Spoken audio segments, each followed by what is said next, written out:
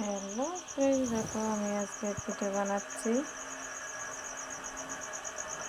কেমন করে এটা জলে দিয়ে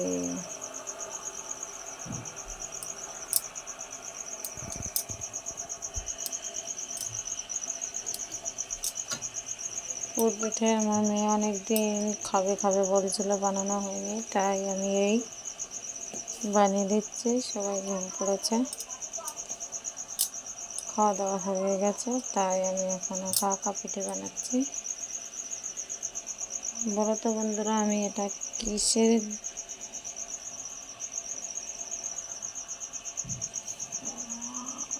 কি দিয়ে পিঠেটা বানালাম তোমরা কমেন্টে জানাবে।